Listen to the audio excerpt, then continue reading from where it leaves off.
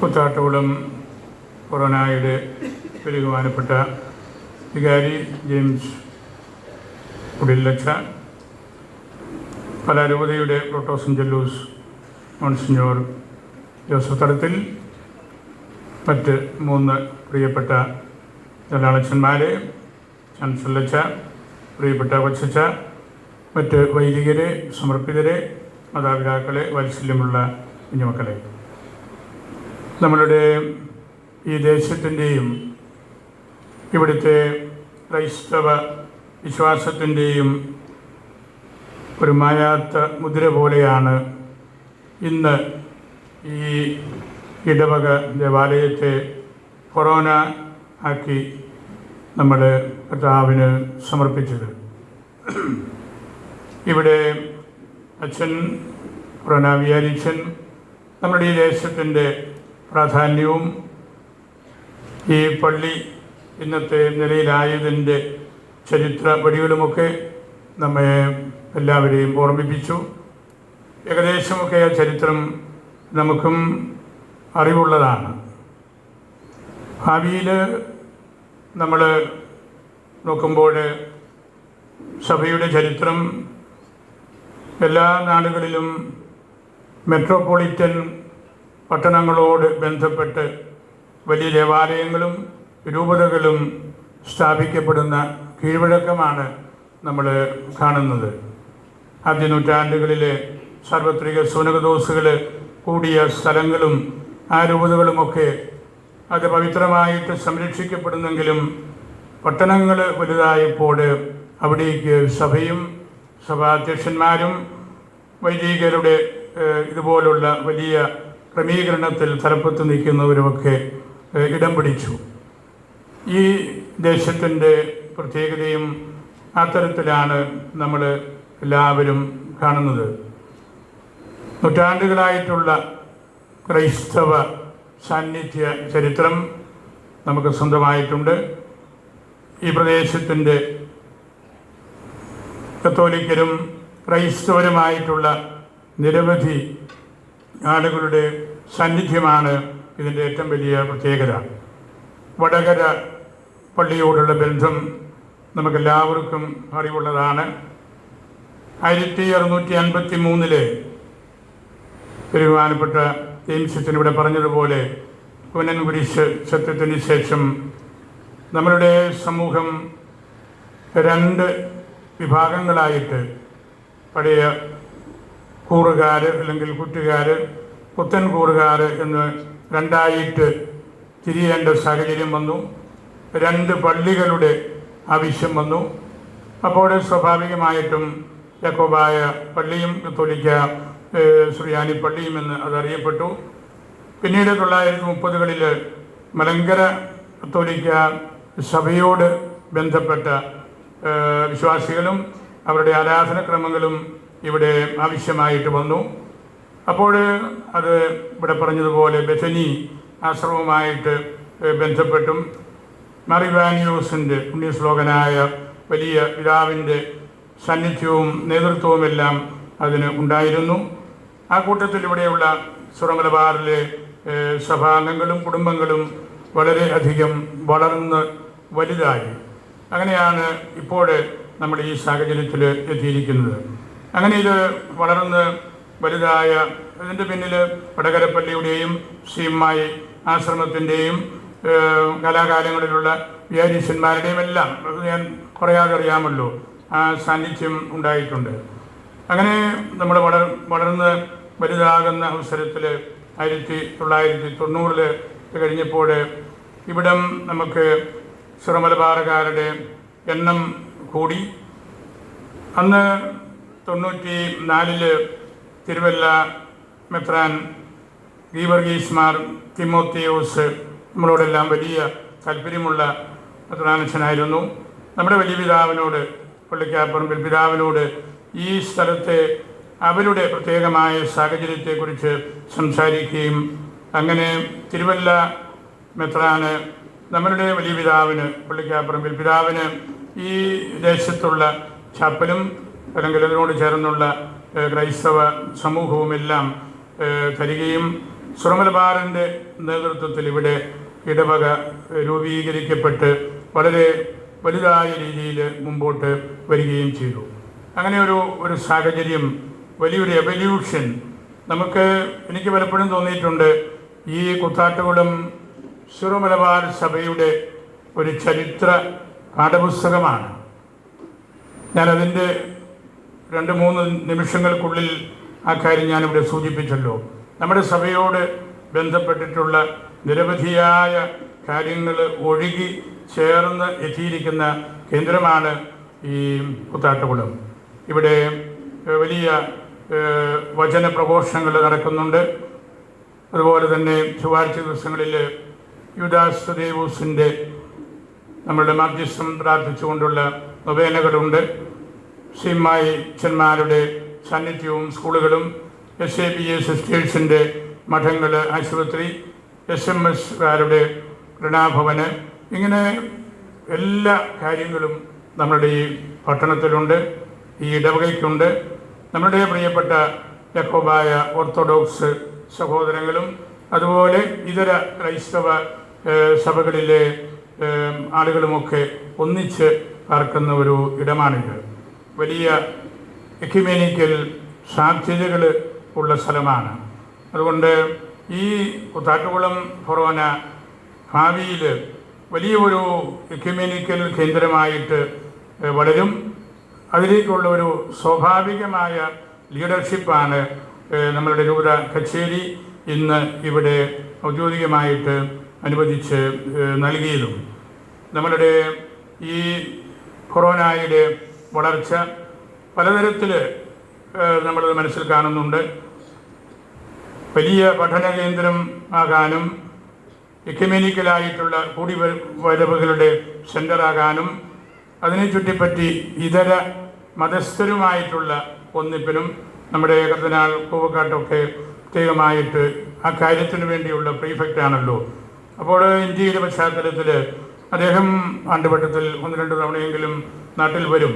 പിതാവിനെയും നമുക്കിവിടെ കൊണ്ടുവരികയും ഈ ഇടവകയുടെ ഇതിൻ്റെ ചരിത്രപരവും എക്യുമെനിക്കലും അതുപോലെ മറ്റ് ഇതര മതസ്ഥരുമായിട്ടുള്ള ബന്ധത്തിൻ്റെ ആവശ്യകതയുമൊക്കെ കൂടുതൽ നമുക്ക് ബോധ്യപ്പെടുത്തണം.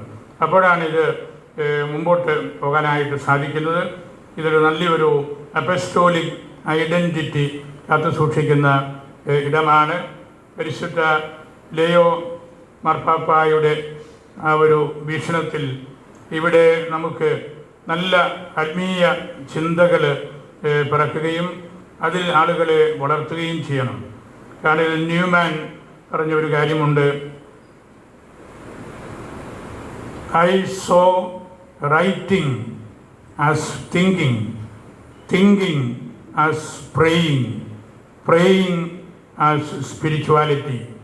നമ്മളുടെ ലേയോ മാർപ്പാപ്പായും ഏതാണ്ട് സമാനമായ ചിന്തകളാണ് ഈ നാടുകളിലൊക്കെ നമുക്ക് നൽകിയിട്ടുള്ളത്. പരിശുദ്ധനായ ലേയോ മാർപ്പാപ്പ വഴി നമുക്ക് കൂടുതൽ ബന്ധങ്ങൾ സ്ഥാപിക്കാൻ പിതാവ് ഇതിനോടകം ഏറ്റവും കൂടുതൽ ഉപയോഗിച്ച വാക്കുകൾ അതാണ്. I want to build bridges.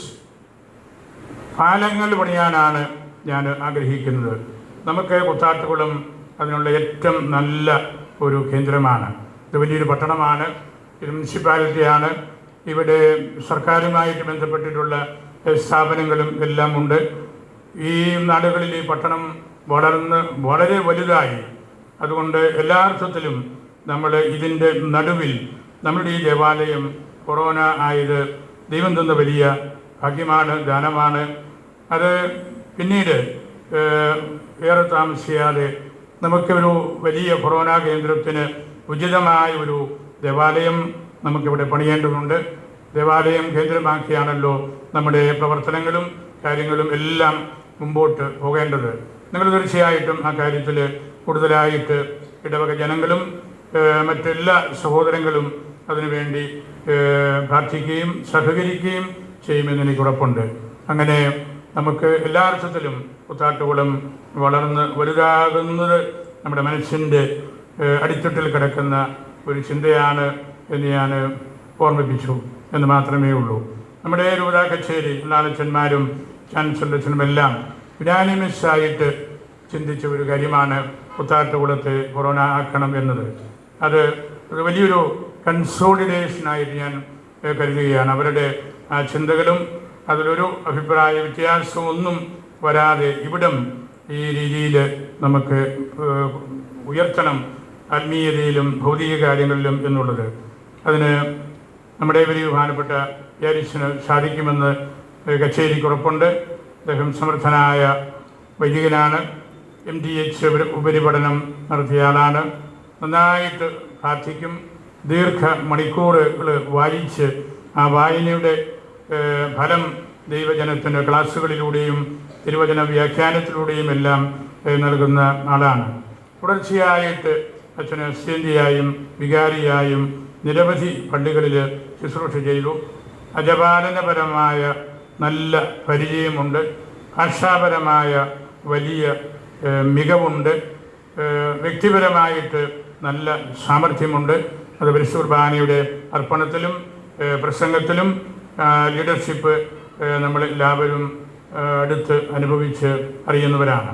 അച്ഛൻ്റെ കൊച്ചച്ഛനും നോട്ടിക്കൽ ജോസഫ് അച്ഛനും അച്ഛൻ്റെ കൂട്ടത്തിൽ നിന്ന് എല്ലാം കണ്ട് പഠിച്ച് ആ ഒരു ബിൽഡിംഗ് അപ്പിലേക്ക് വന്നുകൊണ്ടിരിക്കുകയാണ്. ഇന്ന് ബഹുമാനപ്പെട്ട വികാരിച്ചനോട് പറഞ്ഞതുപോലെ പെന്തക്കോസ്ത ദിനമാണ്. സഭയുടെ ഏറ്റവും വലിയ തിരുനാൾ ദിനമാണ്. ഞാൻ ദീർഘമായ സമയം എടുക്കുന്നില്ല. നിങ്ങൾക്ക് പരിശുദ്ധ കുർബാനയും തുടർന്ന് ഹോമിലിയുമുണ്ട്. പെന്തക്കോസ്ത ഉത്ഥാനത്തിൻ്റെ റിസറക്ഷൻ്റെ എൻഡാണ്. അത് തമ്മിലുള്ള ബന്ധം നമുക്ക് വേർപെടുത്താനോ അല്ലെങ്കിൽ പെട്ടെന്ന് തിരിച്ചെടുക്കാനോ എളുപ്പമല്ല.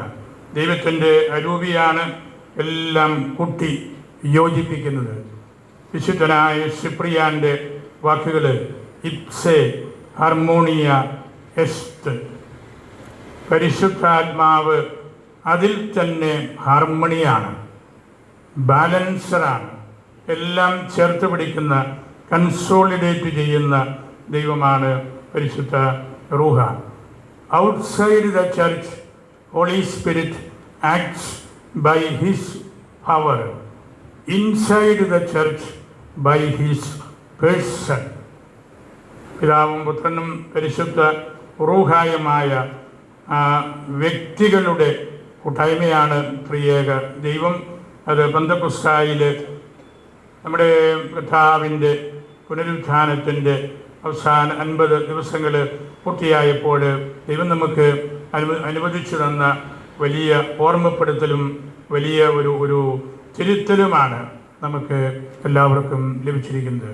Pentecost is the feast of God dwelling within us. നമ്മുടെ ഉള്ളിൽ ദൈവം വസിക്കുന്നതിൻ്റെ അടയാളമാണ്. The spirit is what holds us together. നമ്മളെ ചേർത്ത് പിടിക്കുന്നത് ആത്മാവാണ്. ടുഡേയ്സ് നോയ്സ്, പെന്തക്കോസ്തായിലെ വലിയ ശബ്ദം, കൊടുങ്കാറ്റ്, തീനാവുകൾ, അവിടുത്തെ ഒച്ചപ്പാടുകൾ, അത് നമ്മളെ ഡിസ്റ്റർബ് ചെയ്യുന്നതല്ല, നമ്മളെ ഉണർത്തുന്നതാണ്. ദൈവത്തിൻ്റെ അനന്തമായ ആ രഹസ്യത്തിലേക്ക് നമ്മളെ കൊണ്ടെത്തിക്കുന്നതാണ്. പരിശുദ്ധ ഫ്രാൻസിസ് പിതാവ് ഒരിക്കൽ പറഞ്ഞു, ഈ പെന്തക്കോസ്റ്റാണ് പാൻഡമിക് ആകേണ്ടത്, ലോകം മുഴുവനും എത്തേണ്ടത്, എല്ലാ മനുഷ്യരുടെയും ഉള്ളിൽ എത്തേണ്ട ദൈവമാണ് ഈ റുഹാദ കുദീസ. അത് പാൻഡമിക് ആകണം, എൻഡ്സ് ഓഫ് ദി എർത്ത് എന്ന് സുവിശേഷകന്മാർ പറഞ്ഞിരിക്കുന്നതിൻ്റെ അർത്ഥവും അതാണെന്ന് പരിശുദ്ധ പിതാവ് പറയുകയുണ്ടായി. നമ്മുടെ മനസ്സുകളെ സ്വതന്ത്രമാക്കുന്നതും നമുക്ക് നല്ല ആത്മീയ സന്തോഷം നൽകുന്നതും നമ്മളെയും നമ്മുടെ സഭയെയും എന്നും യൂത്ത്ഫുള്ളായിട്ട് സൂക്ഷിക്കുന്നതും പരിശുദ്ധ റൂഹായാണ്. പൗലോസ് കർത്താവുദ്ധിതനായ ഈശോ സാവൂളിനെ കുതിരപ്പുറത്തു നിന്ന് തട്ടിയിട്ടപ്പോൾ അദ്ദേഹത്തിൻ്റെ കോൺഫിഡൻസ് നഷ്ടപ്പെട്ടു. അദ്ദേഹത്തിൻ്റെ ഡിറക്ഷനാലിറ്റി എല്ലാം പോയി. അദ്ദേഹത്തിൻ്റെ ബൗദ്ധികമായ കാഴ്ചപ്പാട് തന്നെ നഷ്ടപ്പെട്ടു. ഒന്നും ചെയ്യാൻ പറ്റാത്ത വിധത്തിൽ നമ്മൾ ഇംഗ്ലീഷിൽ അപൂർവമായിട്ട് ഉപയോഗിക്കുന്നൊരു വാക്കാണ് groping. He gropes physically and intellectually to find his way. അവിടെ കിടന്ന് വല്ലാതെ വിഷമിച്ച് ആ ഒരു ടെൻഷനിൽ ഉണ്ടാകുന്ന വളർച്ചയാണ് groping. Fallen down, stripped him of his sword, shut his eyes, and thus prepared him for a new journey, a new kind of fighting, a new way of seeing.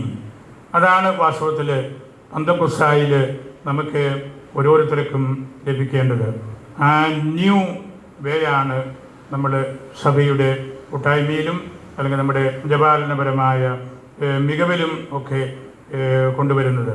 പരിശുദ്ധ ലേയോ മാർപ്പാപ്പ പറഞ്ഞു, don't be afraid of big ideas. നമ്മളിവിടെ വലിയ ദേവാലയം വരണമെന്നും ഈ പട്ടണം ecumenical കേന്ദ്രമായിട്ട് ഉയർത്തണം, അല്ലെങ്കിൽ ആ രീതിയിൽ നമ്മൾ ശുശ്രൂഷകളെ കൂട്ടിപ്പിടിക്കണമെന്നൊക്കെ പറയുമ്പോൾ ഒന്നും ഭയപ്പെടേണ്ടതില്ല. ആത്മാവ് അതിനെല്ലാം നമ്മെ സഹായിക്കും. ആ രീതിയിൽ ആണ് ഇവിടെ ശുശ്രൂഷ ചെയ്ത മുൻ വികാരിമാർ, അവരെല്ലാവരും ഇവിടെയുണ്ട്. നമ്മുടെ ഈ ഫൊറോനയിലെ അച്ഛന്മാരും എല്ലാവരുമുണ്ട്. നമ്മുടെ MP ഇപ്പോൾ എത്തിച്ചേർന്നിട്ടുണ്ട്. അങ്ങനെ എല്ലാ തരത്തിലും വലിയൊരു കൂട്ടായ്മയുടെ ഒന്നു ചേരലിൻ്റെ ഒരു അടയാളമായിട്ടാണ് നമ്മളിവിടെ കാണുന്നത്. ആത്മാവാണ് നമ്മളെ നയിക്കുന്നത്.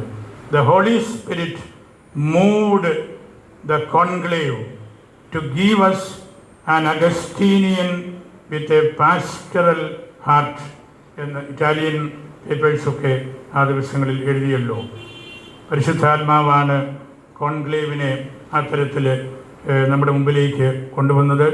ഇംഗ്ലണ്ടിലെ പ്രൊട്ടസ്റ്റൻ്റ് മേലധ്യക്ഷന്മാരൊക്കെ പറഞ്ഞു, കത്തോലിക്ക സഭയുടെ സുഭദ്രമായ ഒരു കാര്യമാണ് ഒരു പരിശുദ്ധ പിതാവ് കാലം ചെയ്യുമ്പോൾ 3 ആഴ്ചയ്ക്കുള്ളിൽ ഒരു ഒച്ചപ്പാടും ഒരു ബഹളവും പുറത്ത് ആരും അറിയാതെ ഒരു പുത്തൻ പാപ്പായെ ലോകത്തിന് സമ്മാനിക്കുന്ന ആ സിസ്റ്റം നമ്മളും കണ്ടുപിടിക്കേണ്ടതാണ് എന്നൊക്കെ അവർ പറഞ്ഞതും നമുക്ക് തീർച്ചയായിട്ടും അഭിമാനകരമായ വിഷയമാണ്. സമയ പരിമിതി പോലെ ഞാൻ എൻ്റെ വാക്കിലൂടെ ഉപസംഹരിക്കുകയാണ്.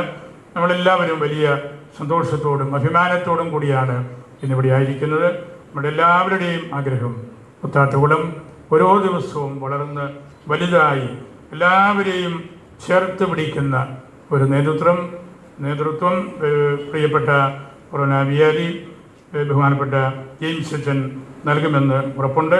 ആ കൂട്ടത്തിൽ കൊച്ചച്ഛനും വികാരന്മാരും ബഹുമാനപ്പെട്ട സിസ്റ്റേഴ്സും ഈ ഫൊറോനയിലുള്ള മറ്റു അച്ഛന്മാരും നിങ്ങളുടെ കൂടിവരവും ഇവിടെ വളരെ പ്രധാനപ്പെട്ടതാണ്. 20 ഫൊറോനകളായി